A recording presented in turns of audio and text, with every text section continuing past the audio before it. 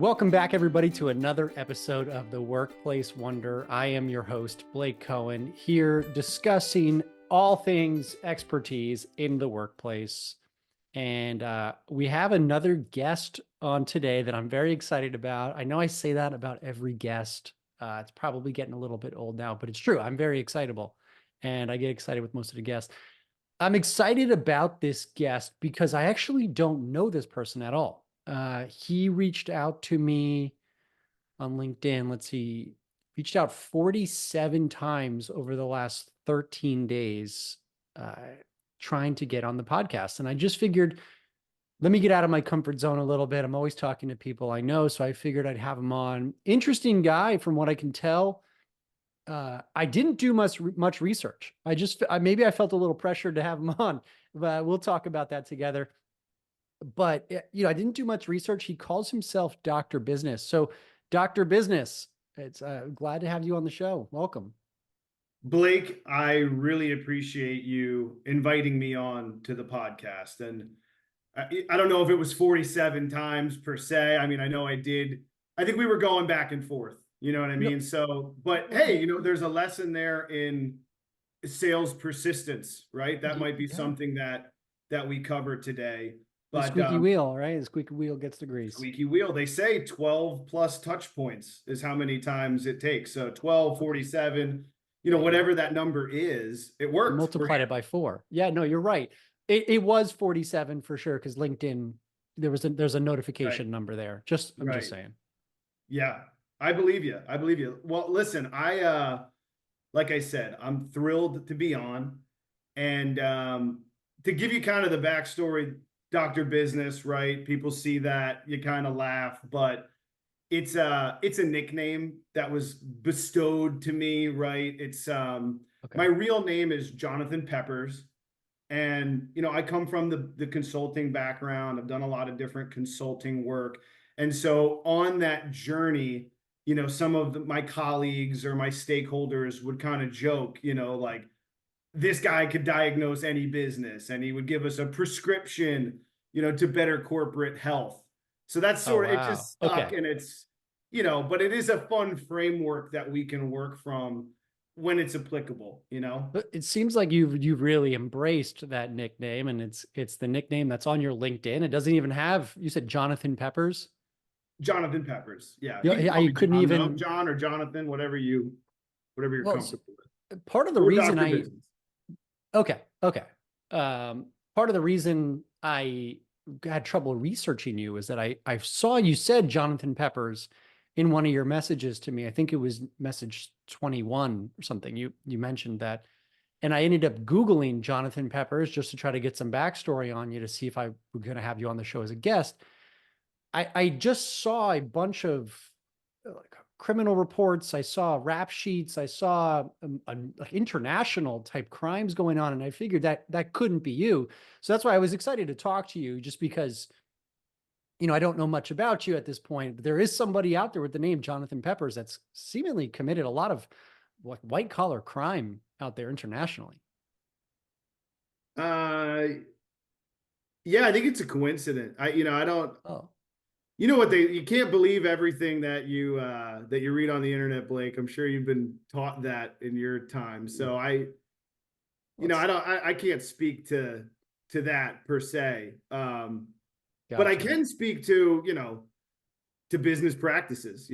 What I do have a lot of experience with is helping organizations and individuals reach their goals. That's really my background. So to tell you where I've come from, sure, Blake, that'll kind of help where we're going. Yeah. I always love to get into a little backstory first. So give us, how did you become Dr. Business?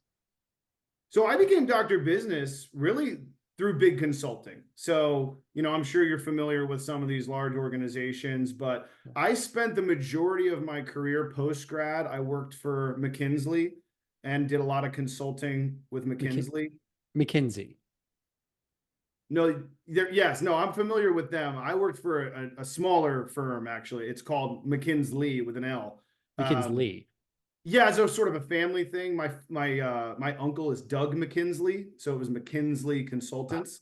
And we did a lot of work in different sectors. So I've had experience anywhere from, working with Monsanto to, automotive, Oh, wow. um, farming, big farming, Big farming. big pharma and farming, both. Okay. And then, so I spent about 10 years with McKinsey, and then I spent the balance of my career with Deloitte. I've never heard it pronounced that. Deloitte, right? No, again, it's Deloitte with a CH. It's sort of like Deutsche Bank. It's a German consulting firm, mainly international. So you probably wouldn't run into them in a Hmm. lot of local circles or the US, but Oh, big in interesting. South America, big in North Africa. Okay.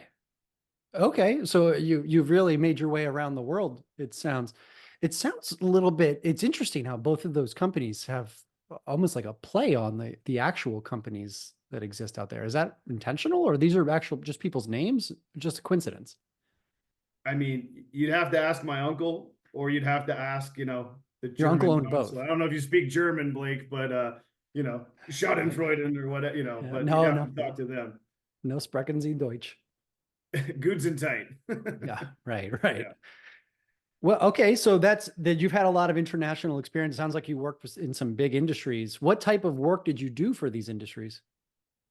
Yeah, so I mean, you name it, right? When I come in, it's because there's an illness. There's a sickness there. That's really how I view it. So like any good doctor, I come in and what I first look for is a set of symptoms, right? Hmm. And we could do this with any company that you can think of, right? It's usually the writings on the wall. I can Right. quickly kind of examine the patient, right? And there's usually a set of symptoms that present themselves. Based on those symptoms, I make a diagnosis, right? And Hmm. from that point forward, we work together on a treatment plan and a prescription, right? Usually both. And then I kind of move on to the next patient. So I sort of give them Okay. the tools. I teach a man to fish, right? If you've ever heard that fishing analogy. I've heard that. Yes, Right. I've So heard I that don't one. feed them, I teach them, and then I move on to the next pond or Okay. village. Whatever you want. I don't, I guess you could fish a village. Sure. Yeah, If you sure. say so. Sure. Yeah. So, I'm thinking, and I'm not one of those people, I don't get offended easily. To me, it makes no difference. I'm somebody who's earning a doctorate right now in this field. So you're not an actual doctor. I mean, no, right, right. Not by like did I go to school to become a doctor? No. But am I a doctor in the medicinal sense, maybe the essence of what a doctor is? Mm, Absolutely, right? And that's kind of how I view myself. It's how a lot of others have viewed me, is just as a medicine man for business, you know? I've okay. seen it, I've been there, I've been in the trenches, Blake. I've gotten trench foot, I've drank my own urine. Oh, wow. Yeah, I've smelled the dead bodies, man. I know what Wow. it's like out in corporate America. And So you're it's like it's an honorary doctorate from the School of Hard Knocks is what it sounds like. People say that on seen that on Facebook, where they went to school. So it sounds like you've learned through life, and you've earned your doctorate through life experience, and being able to, you take a very doctoral approach to treating the organizations you work with. I think that's fair. I think that's a good way to put it. I actually like the Okay. way that you sum that up. Okay. You can use that if you'd Thank like. you. Yeah, Yeah. I'm gonna update my LinkedIn. You know where that Okay. is. We're I know. connected.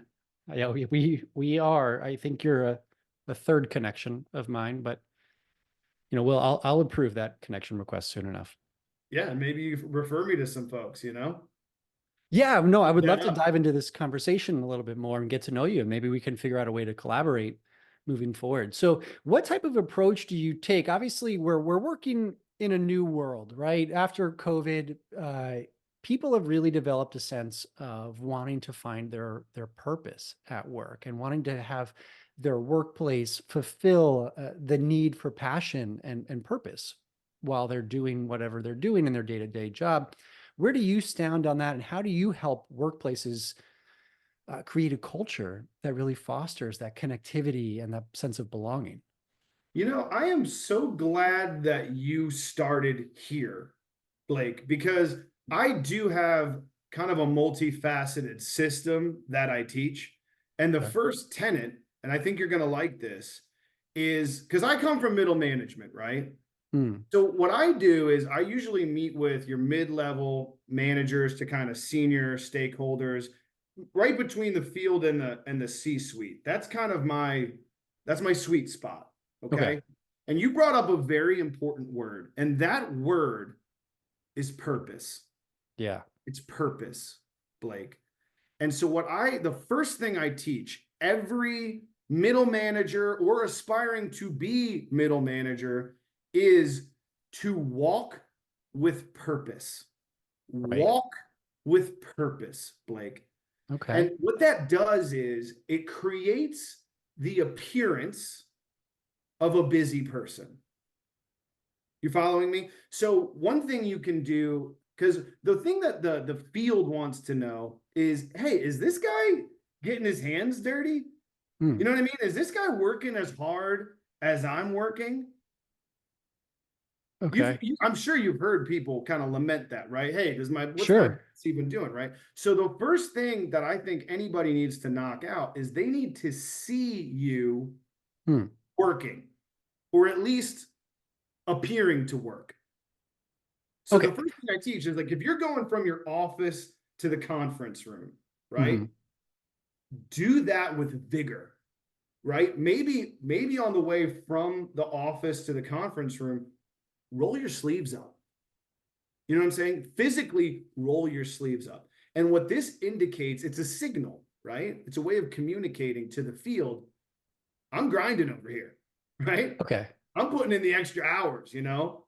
I'm sweating it out. I think I'm following you. Are you, let me just tell you a little bit, I guess, what I'm hearing. If you say, so are you saying essentially about, are you bringing up the idea of perception? Is that what this is? Like a concept of perception of you want to have others perceive you like you're working hard, but are you saying, Absolutely, Blake. Perception is reality. You ever heard that? okay, I've heard Perception that. Yeah. is reality. And so, yes, that's exactly what I'm saying. But let me back it up because I'm consulting. You're all about the data, right? You got to back it up. Well, Hmm. I actually had this R&D, right? So we did some You did double your own blind stuff. research.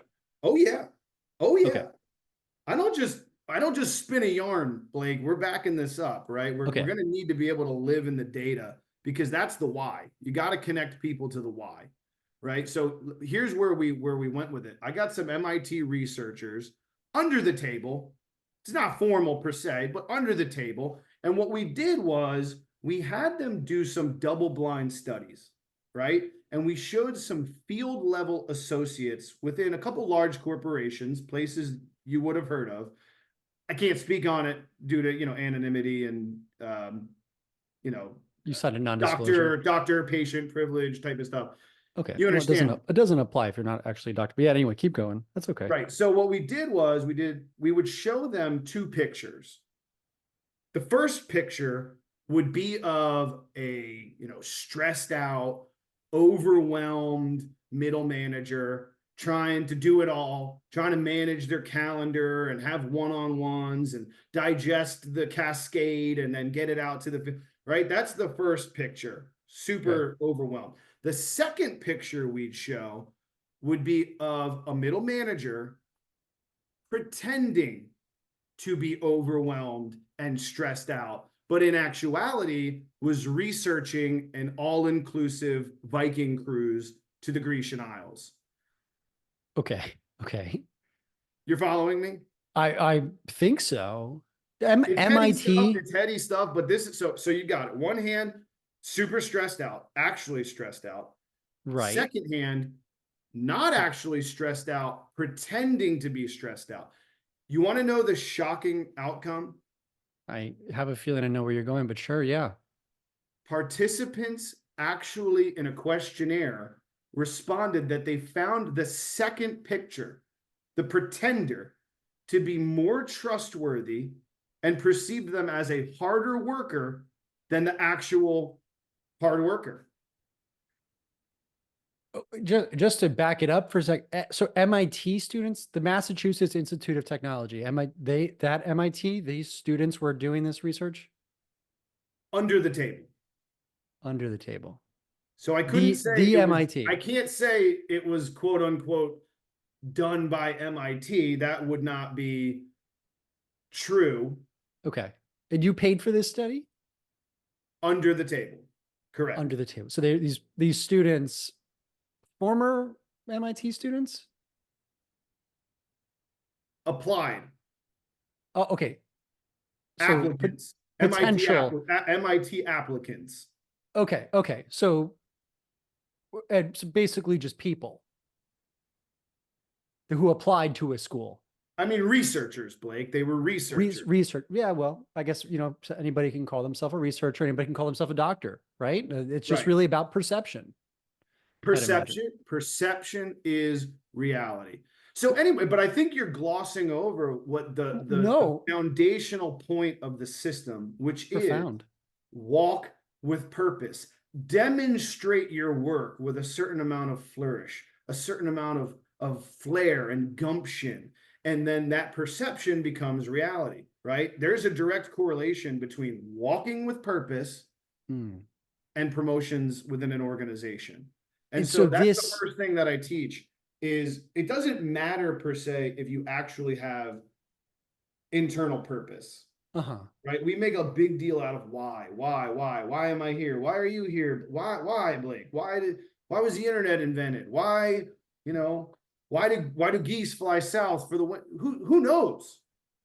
Well, who knows? Who cares? They're escaping the cold, right? Okay, so the idea is that values and mission and why don't necessarily matter. It's really all about, I don't know if it's perception or is it more deception and deceiving somebody to believe that you're a hard worker so that you get promotions. Is that what I'm hearing? 100%. 100%. Yes. Oh, okay. You nailed it. I mean, look, I could, you know what? I feel like I've been trying to explain it and you just hammer to a nail. Yeah, that's exactly, that's right. Good. I'm an actual I'm going to use that, Blake. I'm going to use that, man. So I'm an actual doctoral student. So might be perceiving things a little bit differently than you. Okay. I'm just saying. Bragging a little bit. All right. Well, no, it's not a brag. There's perception and then there's reality, right? So like, I'm just saying there's perception that you're a doctor. Yeah. No, reality, I'm closer to being a doctor, I would say. Listen, I think I've done research. It's a big tent, Blake, Yeah, no, you're right. I can always use another colleague. So I'm good with, I think that's great, man. You keep going. Thank you. I probably, well, anyway. So that's one tenet. Okay. So that the idea is to walk with purpose. Any other tenets? No matter what you're doing. No matter what, look like you're working hard. Look stressed out. Yes. Yes. What do you think about the science that supports the idea that if you ever heard of a fake it till you make it? So it's like, basically if you act. I love that. Or fake it. Period. Just fake it. Just keep faking it. And then you are making it. I love that. I love what you just said. I know, it's funny. I didn't mean to cut you off, Blake. No, I'm not surprised that you love that. I think that, you fake it enough, though your body begins to believe it's true. So if you're faking you're stressed out all the time, wouldn't the person end up being stressed out? So they might be getting promotions. So I guess with that first tenet, which I'll give you, how do we balance kind of like the workplace balance where we can kind of, the workplace wellness piece, like how do we balance ourselves at work and not get overly stressed out? And how do we remain healthy as employees so that we can have longevity in our careers? Yeah. That is a super important topic. And it's one that has come up more in the recent years, right? Because I kind of come from that old school, grind it out.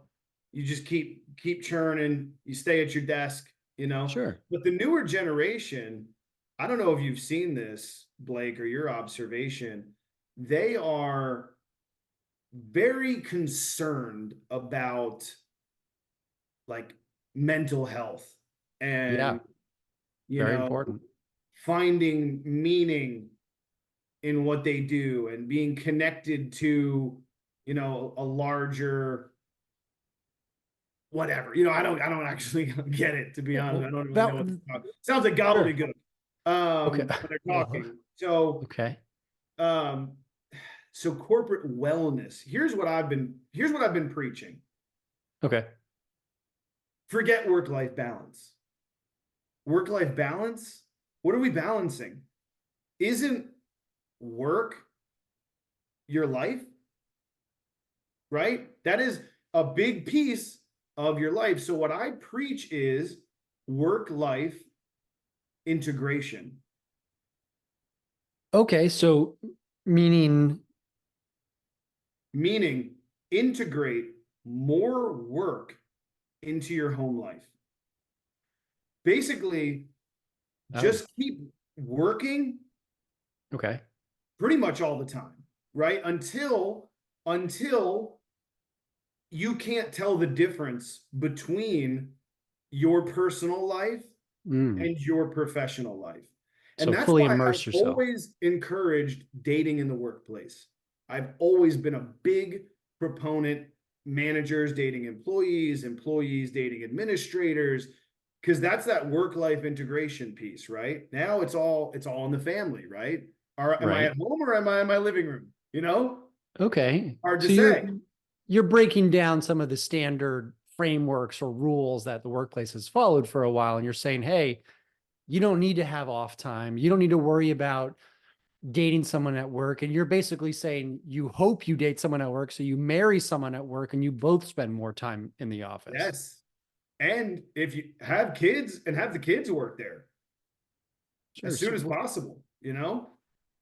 That's why what I say when people say I want to work from home, make this your home. Sort of like Move Google in. does. You see what Google does with like the, ping pong tables and they got Yeah, yeah. meditation thing, whatever. Same idea. Well, the idea of that was to give people a reprieve at work so they didn't feel like they were in a work mind so they don't burn out. Are you familiar with burnout?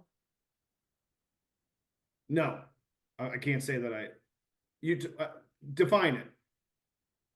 Maybe we're using different terminologies. Okay. So burning out is the idea that you've worked yourself to the bone and you're no longer functioning as a productive employee anymore because you're so mentally and physically drained from working so much. Got it. About to be fired. Right What on do you the edge. mean? Those are people you usually You fire. Well, yeah. I'm using your definition, right? Okay. So you're saying super exhausted, performance suffering, not really a team player. At least is what I'm hearing, right? Yeah. You got to cut ties. That's called dead weight, Blake. It's called the fat. Trim it. Okay. I okay, I've never heard it put that way. All right, so I want to move away from this burnout concept because I'm not I don't know if I necessarily agree with what you're saying that they would get fired. Usually, most organizations want to take care of their employees and help them feel taken care of. But it sounds like you have a different philosophy there. One of the things I noticed on your LinkedIn was about coaching. You do a bit of coaching of executives. Yeah, it's all coaching, Blake. And I know I'm Okay. sure they're covering that in your doctorate, but I think that's been the big change that I've seen is that it's not so much about management by control anymore. Hmm. It's about coaching individuals, right? Getting in the box, being a good coach. Okay. So helping to build somebody up, helping them gain skills, helping them to manage difficult conversations. I would love to play out a scenario with you. I would love that. Yeah, So let's do that. let's say that you said you worked a lot with middle management, right? Sure. So you have middle management, middle manager has an employee who comes to you, a female employee who states that she's feeling like one of her male counterparts has been making a lot of advances towards her that she feels are inappropriate. How do you manage that situation, or how do you coach the manager to deal with that? That is something I'd want to avoid, Blake. You know, Okay. it just sounds messy. So so you would just ignore the request for the manager's Yeah, I request, or mean, how? I'd do my best if I could, you know. I'd prefer not to get involved in somebody's relationship, you know. That's Well, really not my place. it's not a relationship. It's the manager has two employees, and it sounds like one of the males is being inappropriate. So you're telling the manager then to just avoid this? Okay, no, I mean, I hear you. I think in that scenario, I would go with a blame strategy. Okay, who would you blame? The male counterpart, of course. I'm not a victim blamer, Blake. That is Oh, not what I'm about. you I'm know what? gonna I thought you might be. So I'm glad to hear you say that. no, listen, work is supposed to be a psychologically safe environment, Mm, or at least to our previous conversation, it should appear to be, okay. right? Uh, Perception is reality. So, mhm. so I would want to have the appearance of a manager that takes that type of thing really seriously and doesn't stand for it. And it Okay. does fit well into my credit or blame system to management. That's really the cornerstone of what I've done for a lot of major organizations. So in this particular example, you want to make a big deal. I mean, a public playing, you know, you know, a beat down, really, verbal, emotional, whatever, of whoever's kind of instigating that behavior. You want to make an example out of them. Okay. So like basically make an example in front of other employees. Oh yeah. Hey, don't do that. This is wrong, and yell at that person is what it sounds like I'm hearing I'm you say. taking notes because that's another thing a lot of managers don't do. They don't document. So Mm, first thing I'm doing, documenting everything. Second thing I'm doing is putting that up on the, whatever you got, if you're sharing your screen or a whiteboard at work, whatever. And I'm showing those notes to everybody. oh wow. So you're basically you're trying to humiliate the employee into behaving differently. Yeah, shaming them, Okay. shaming them.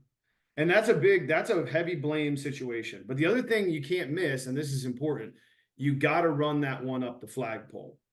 You got to run that one past HR and past any type of bosses or, whatever your direct supervisor is. You Okay. want to make sure that you distance yourself from that situation. You want Okay. to, I call it the Pontius Pilate.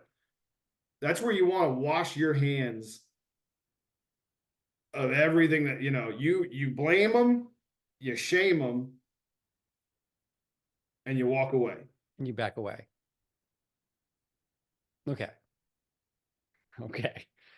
I Well, mean, that's what you that's do, Blake. That's the I blame. So, but see, I feel like you're not getting the full picture because no, you're doing a great job. do a credit situation. I can explain how the whole thing, that's a blame, but it doesn't, it's kind of a yin yang, right? Mhm. If you're only blaming people, you're not going to get very far. You've got to be taking credit as well. So maybe give me another example of someone doing something well in the workplace, and I'll show you how that works. Okay. You're an upper management now. One of your employees, one of your middle managers who works under you that you manage, their team just shattered their numbers for the year, and they broke all Yes. types of company records.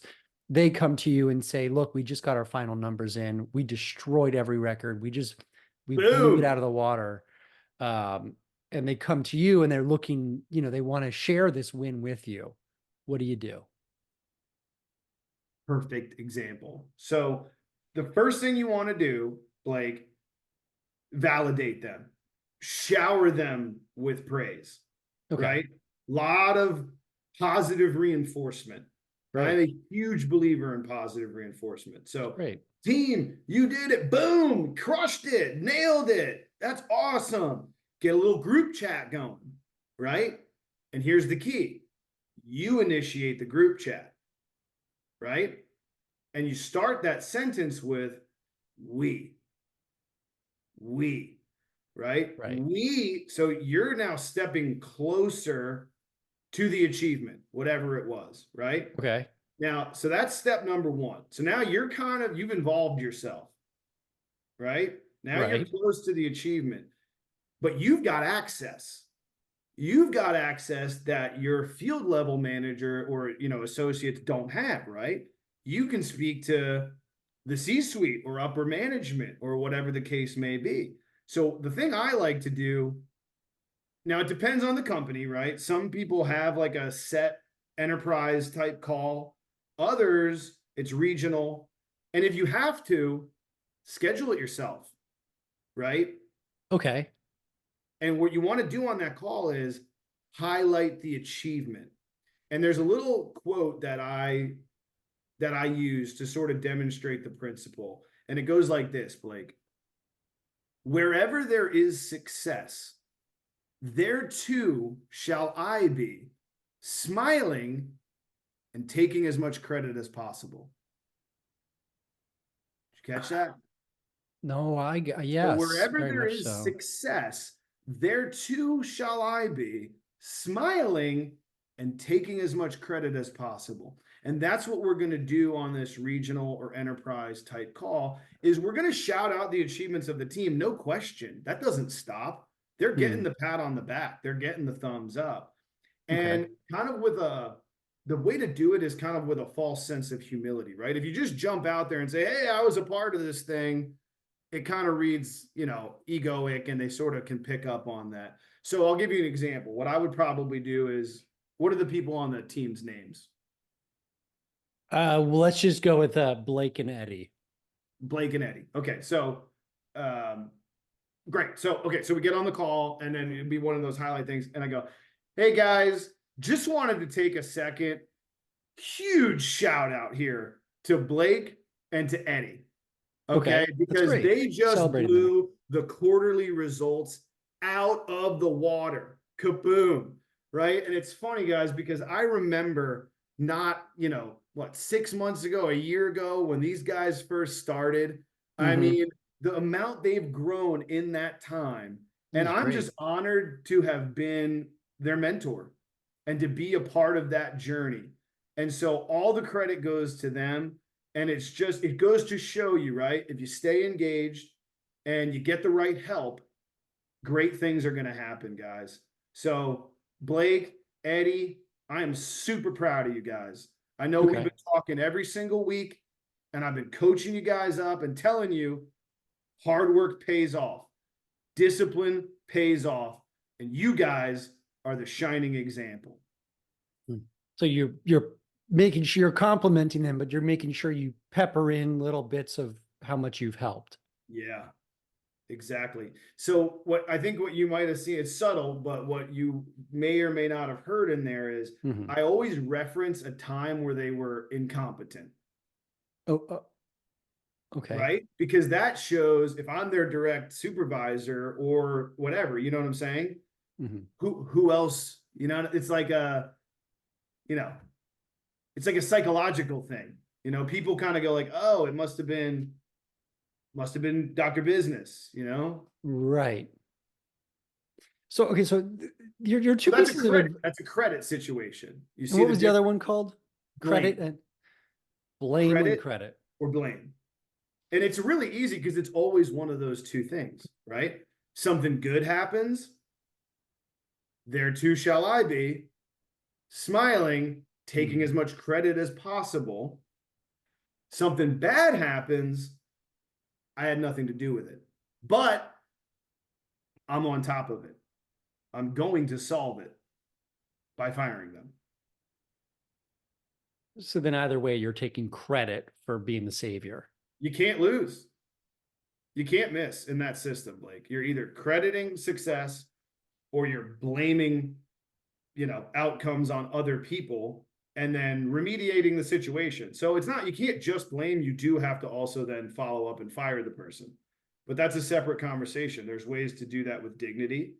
And that's what I try to teach my managers. On this podcast, we do a lot of talking about toxic workplaces. And Talking about like chemical spills, stuff like that. DuPont. no, I toxic worked with them. I behavior. worked with them in the 90s. I I know exactly what you're talking about, Blake. I Dumping, believe you. dumping. Oh wow. In what, water supplies, I'm Oh, assuming. I didn't say that, did I? I didn't I'm say just too I'm much. just Said too picking much. up, just kind of I'm following the thread here. You know what I mean? Yeah, let's move on. Uh Sorry, shouldn't have said it. Shouldn't have said anything. no, that's okay. It broke that doctor-patient confidentiality, right? Right, right, Right. right. So we talk a lot about toxic workplaces, and we talk a lot about how it's not, you can't really have a toxic workplace. It's really about certain values not matching up with the employee's values. So you can behave in any certain way that you want, uh, as long as you're transparent about it and you're clear and you're fair and you sort of respect some laws of humanity. I'm going to take back that stance that I've been saying for a while, because what I'm realizing now is that you can very much create a toxic workplace through behavior. I believe that what you're suggesting is essentially publicly shaming an employee doesn't do them any good and probably leads to a lot of fear in other people, is what I'm hearing you say is the blame part. And then stealing employees' credit.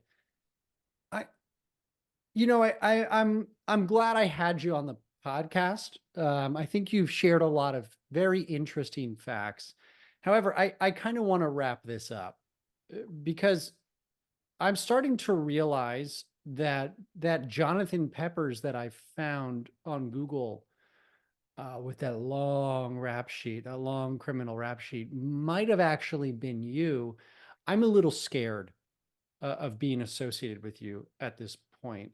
Everything that you've suggested goes deeply against what I believe and what all the data supports. And I'm a little bit scared of what can come with being associated with you. Does that make sense? I don't want to hurt your feelings. Does that make sense? No, Blake, I appreciate that. Oh, you do.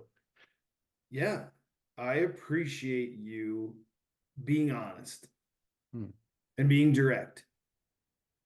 And I think you have the wrong impression of what I believe and what I'm trying to accomplish, because these aren't my opinions. They're lessons learned in the workplace. They're things that I've observed. They're prescriptions that I've given that have helped people. And so I respect your stance, and I understand that you don't want to continue this relationship or whatever the case may be. I get it. Yeah. What I will say, Blake, is that if this podcast goes well, I am going to take credit for it. And I if it figured. goes poorly, I'm gonna have to blame you, buddy. I Okay. will Well, blame you. Right. So uh, just b- that's just me being honest back yeah, direct with listen, you. I don't feel like I have to agree with everybody we have on, and that's okay. I think, a few things you said are controversial, and that's okay. I I'm a little concerned with the whole idea of faking it and the idea that everything is perception in sort of an evil way. It sounds a little bit evil. What you're saying, you're talking about deceiving your way to the top. I it, I I'll just say this. I believe that you do have to fake it until you make it.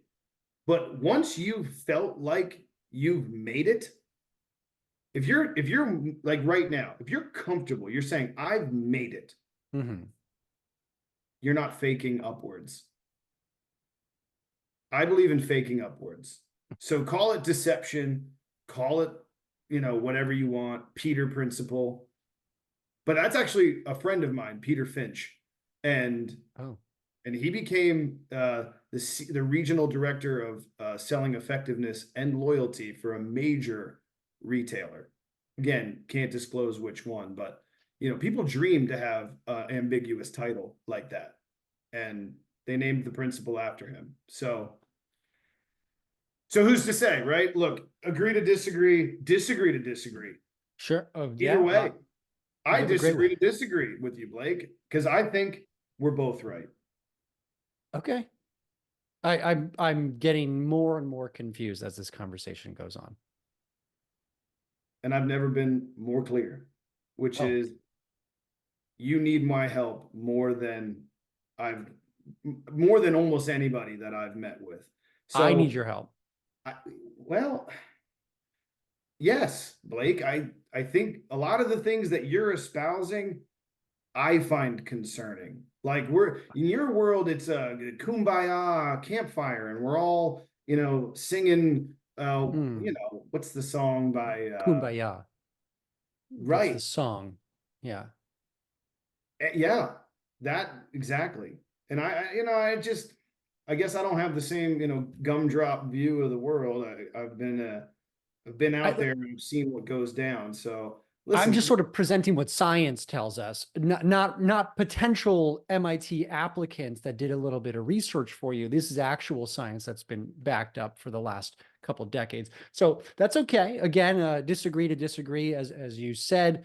I won't be accepting your help, but thank you. I appreciate you offering your help to me. I won't be accepting it. got it. I usually allow my guests to plug where they can be found. If you want to go ahead and plug yourself, I can't promise I won't cut it, but go ahead and try. 100%. I appreciate that. So where you can find me is in a bunch of different mediums, but the most immediate is you can find me on my podcast, which is the Doctor Business, a prescription for better corporate health. And the first episode is with Blake Cohen, PhD student, leadership consultant. And I really appreciate you jumping in to do that, Blake, and I will get it on your calendar. Well, at this point, I'm going to block you on LinkedIn. I probably won't show. I'm just saying, I probably won't show up to that podcast. Blake, classic Blake, razzing me. Listen, we'll get it on your calendar. I'll send you the link. And listen, this is Not going good. to This is respond. how progress is made, right? No, it's not. We disagree, we come up with new concepts, we evolve. And I just really appreciate you taking the time to invite me on, speak to me about it, Blake, and hopefully everybody here learned something and will be better off. I would be shocked if they learned something. Anyway, thank you for being a guest on the show, Dr. Business. I'm just, I want to make it clear to any authorities that are listening right now. I have no prior associations with Jonathan Peppers or Dr. Business. Just letting the guests know. And No, neither no do offense. I. Neither do I. Okay. Thank you for everybody who listened. I usually ask for 5-star reviews for this. We're just going to go ahead and act like this episode never happened. I hope you liked it. Listen to some of the other episodes if you're looking for lessons from experts. And Dr. Business, thank you for being, you got me all confused, man. Whatever. Bye, everyone.